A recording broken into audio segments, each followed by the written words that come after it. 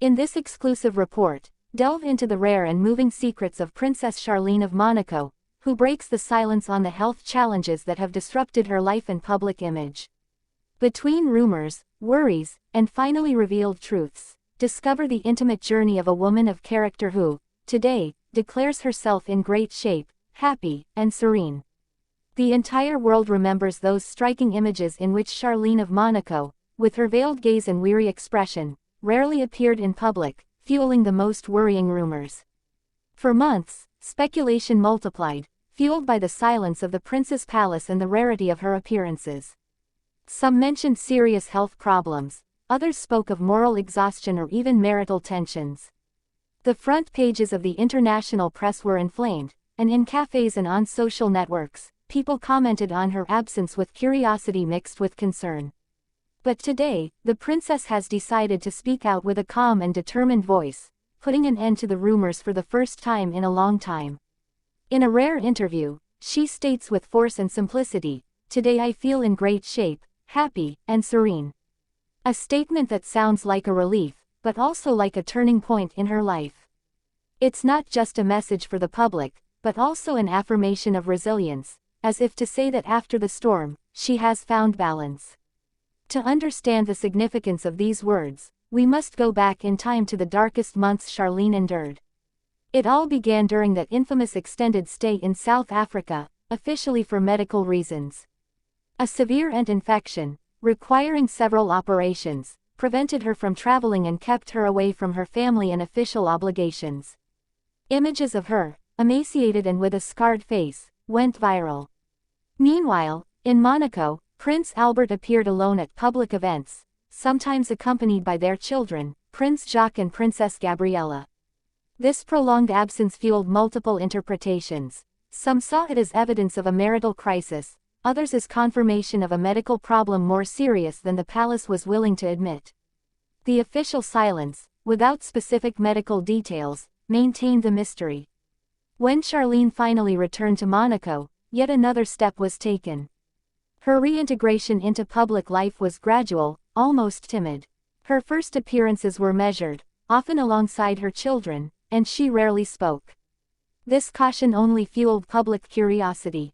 Had she truly recovered? Had she regained the strength and desire to assume her role as princess? Today, by publicly affirming that she feels happy and serene, she is sending a clear signal. She is no longer the weakened woman we thought we saw, but a princess ready to confidently resume her place. She has also conveyed this message through her recent appearances, where her face seems more relaxed, her gestures more assured. Analysts of royal life note a striking difference between her current appearances and those of a few years ago. She smiles more, lingers longer with the crowd, and interacts more spontaneously with journalists. This might seem trivial, but in the strict and sometimes rigid protocol of Monaco, these signs are significant. They show that Charlene is regaining control of her image, that she wants to be perceived not as a fragile and distant princess, but as a committed, accessible, and strong woman. It's also important to emphasize the importance of this speech in the context of Monaco. The Rock is accustomed to rumors and romantic stories surrounding its sovereigns.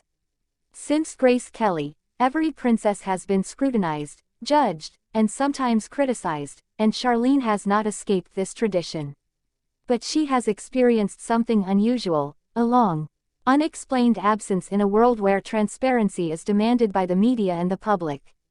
Returning from this with a newfound serenity and joy is a rare gesture that deserves to be analyzed. This isn't just a personal victory for her, it's also essential for the Principality's image.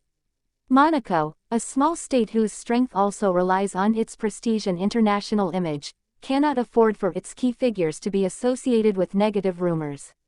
Charlene's confident reappearance helps restore this balance, reassure Monegasques, and strengthen the unity of the princely family.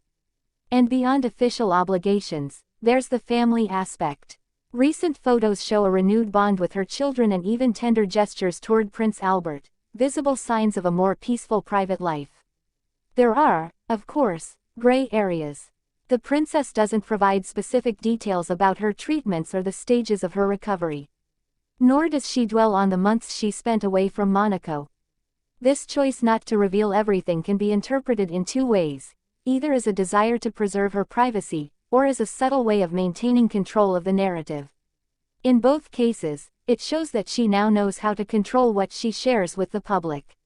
And this is perhaps one of the keys to her serenity, accepting that one cannot control everything, but choosing the moments and words to tell her story. As the princess resumes her official duties, one question remains: will this rebirth mark the beginning of a stable and harmonious new chapter in her life, or should the public expect more twists and turns?